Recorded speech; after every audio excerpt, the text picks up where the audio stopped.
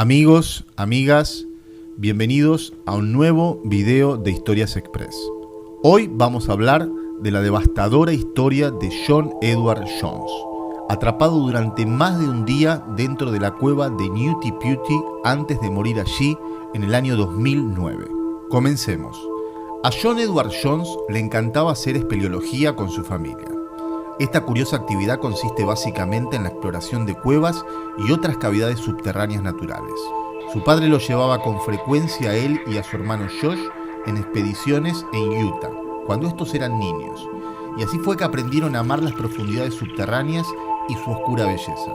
Desafortunadamente, la primera expedición de John a la cueva de Newty Pewty, al sudeste del lago Utah y a unos 88 kilómetros de Salt Lake City, fue la última.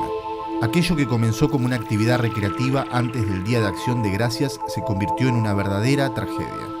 John Edward Jones ingresó a la cueva de Newty Pewty alrededor de las 8 p.m., hora local, en la noche del 24 de noviembre de 2009, unos días antes del Día de Acción de Gracias.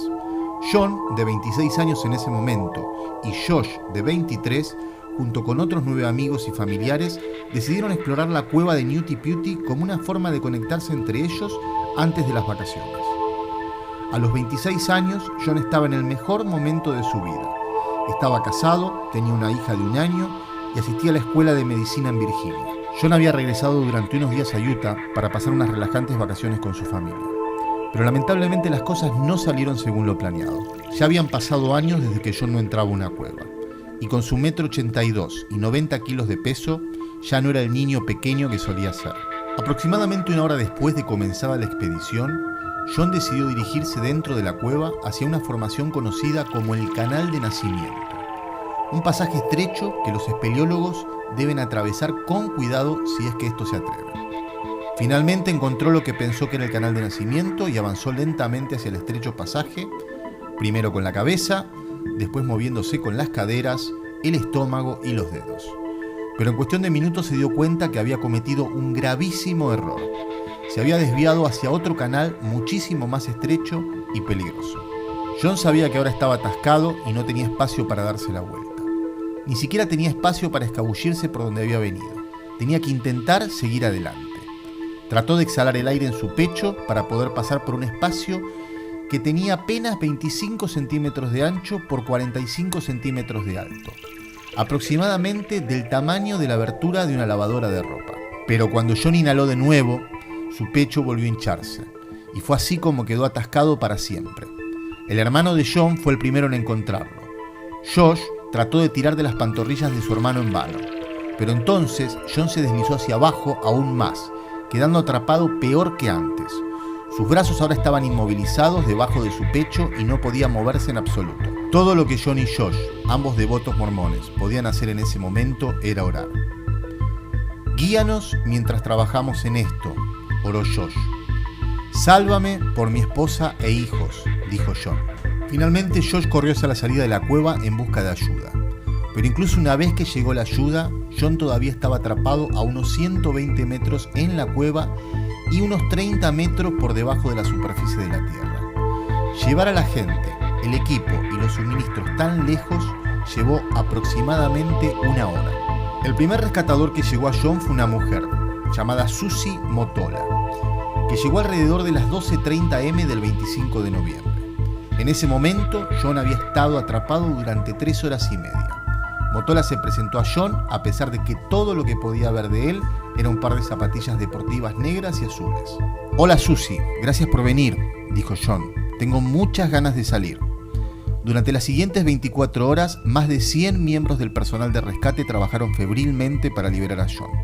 El mejor plan que tenían era utilizar un sistema de poleas y cuerdas para intentar moverlo. Y es que este método de rescate con poleas fue el que se utilizó en 2004, cuando 2 Boy Scouts casi perdieron la vida en incidentes separados, exactamente en el mismo área de la cueva de Newty Pewty donde John quedó atrapado. Los 2 Scouts quedaron atrapados con 1 semana de diferencia. En uno de los casos, los equipos de rescate tardaron 14 horas en liberar al Scout de 16 años.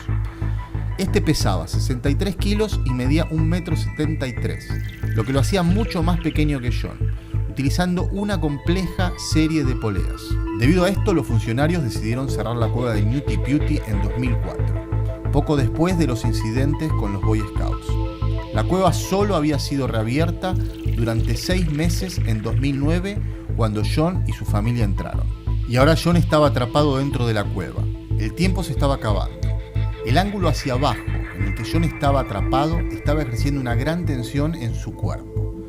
Porque tengamos en cuenta que en esa posición se requiere que el corazón trabaje increíblemente duro para bombear sangre continuamente fuera del cerebro. Obviamente, cuando el cuerpo está boca arriba, la gravedad hace el trabajo, pero a la inversa, el corazón no puede soportar esa carga durante mucho tiempo. Los equipos de rescate ataron a John con una cuerda conectada a una serie de poleas. Todo estaba listo y tiraron tan fuerte como pudieron. Pero de repente y sin previo aviso, una de las poleas falló. Se cree que la polea se soltó de su punto de anclaje situado en la pared de la cueva debido a que ésta contenía una cantidad sustancial de arcilla suelta.